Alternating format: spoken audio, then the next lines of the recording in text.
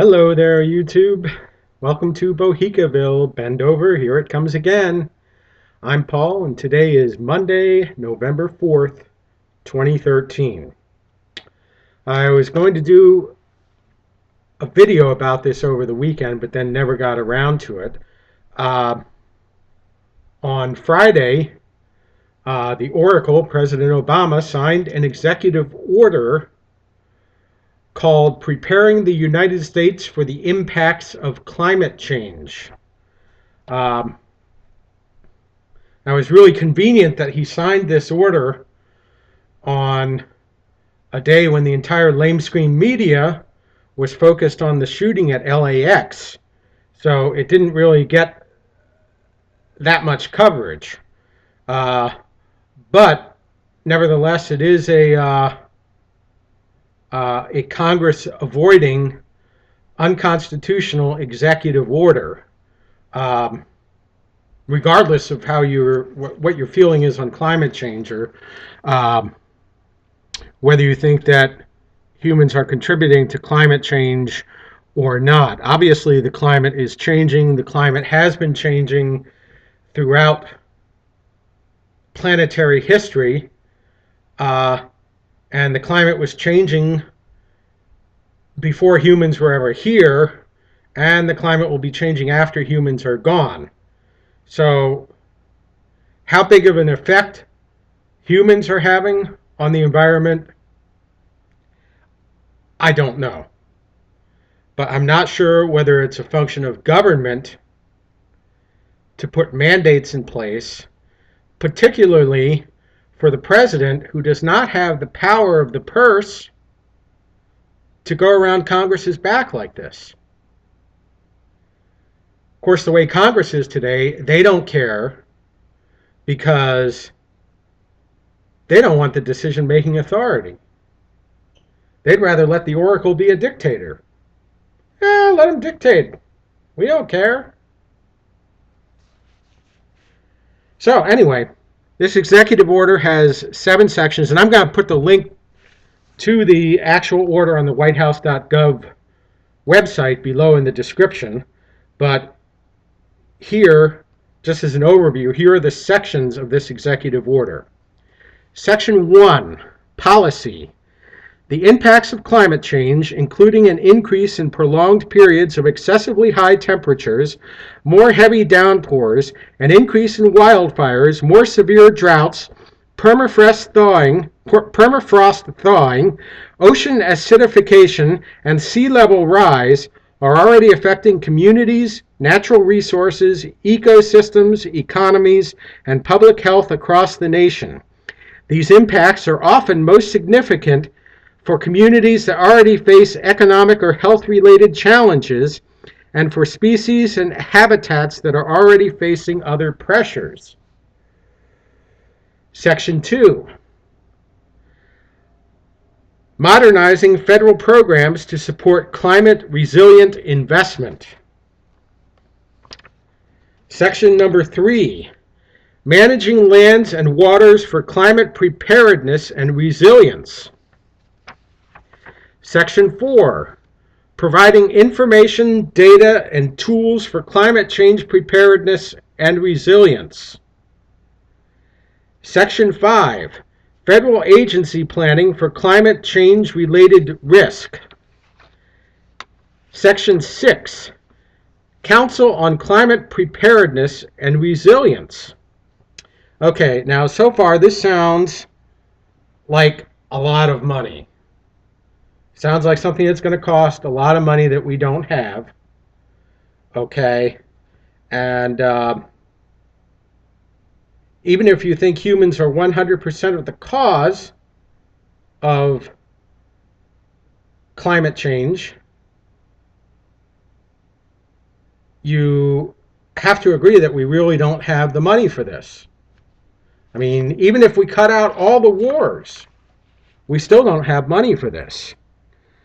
But Section 6, this is my favorite, meaning not my favorite, part of this order, because this describes the membership of this Council on Climate Preparedness and resilience. The council shall be co-chaired by the chair of CEQ, which I think is the Council on Environmental Quality, the director of OSTP, the assistant to the president for Homeland Security and Counterterrorism. In addition, the council shall include senior officials, deputy secretary or equivalent officer from, and then it lists 31 different departments that will be part of this council. Deputy secretaries or equivalent officers from 31 different departments. The Department of State, Treasury, Defense, Justice, the Interior, Agriculture, Commerce, Labor, Health and Human Services, Housing and Urban Development, Department of Transportation, Department of Energy, Department of Education, Department of Veterans Affairs, Department of Homeland Security, United States Agency for International Development, the Army Corps of Engineers, the Environmental Protection Agency, the General Services Administration, the Millennium Challenge Corporation. I don't even know what the hell that is, and I didn't even know we had it. The Millennium Challenge Corporation. The National Aeronautics and Space Administration, NASA, yes, of course, we have to have NASA. The U.S. Small Business Administration, the Corporation for National and Community Service, the Officer of the Director of National Intelligence, the Council of Economic Advisors, the National Economic Council, the Domestic Policy Council, the Office of Management and Budget, the White House Office of Public Engagement and Intergovernmental Affairs, the United States Trade Representative, and such agencies or offices as the president or co-chairs shall designate. Woo! Section 7, State, Local, and Tribal Leaders Task Force on Climate Preparedness and Resilience. Section 8, Definitions, and then there are 3 subsections under definitions: preparedness, adaptation, and resilience.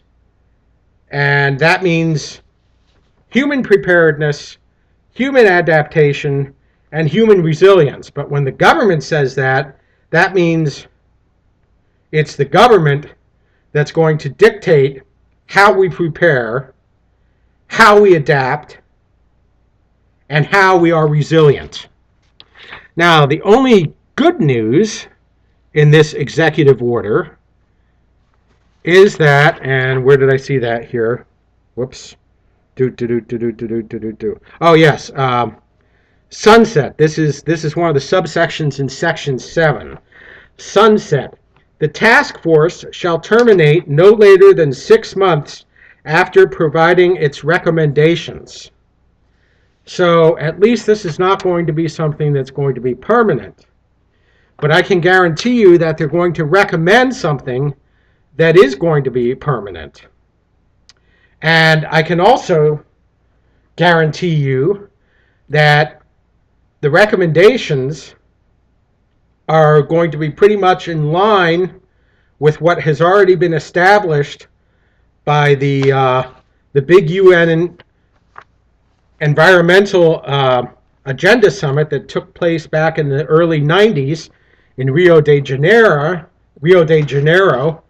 and became what is known as UN Agenda 21, which all sounds very innocuous. It's all about how we can save the ecosystems and save the environment, but what it's really about is control by the elite few over the rest of us, the many.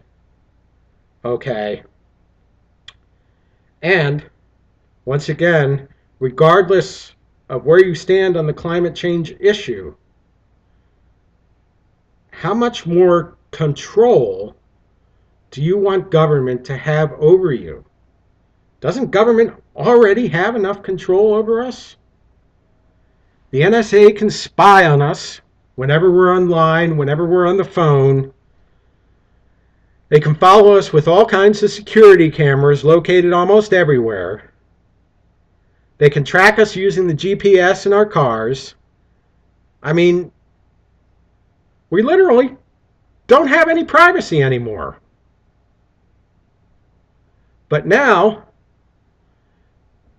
they want to dictate to us how we interact with the environment. It's going to cost a lot more money in the end, and I guarantee you it's not going to do anything for the environment. What it is going to do is tighten the control that the elite few have over the rest of us, the many, the 99.9 percenters. That's what it's all about, folks. I'm sorry to say that. That's what it's about. And that is what I think the Oracle is here for. That is what I think Obama's purpose is in being president. Prince George II's purpose was to basically destroy the nation as we know it. He racked up $6 trillion in debt during his presidency, which is almost 1/3 of the total debt that the country now holds, which is over $17 trillion total. The Oracle has racked up an additional at least $5 trillion so far. So I think it was Prince George II's job to kill the nation, and it's the Oracle's job to put the nails into the coffin. That's what I think. What do you think? Let me know in the comments below. If you like this video, please subscribe and please thumbs up. And that's all for me tonight. Ciao. Take care.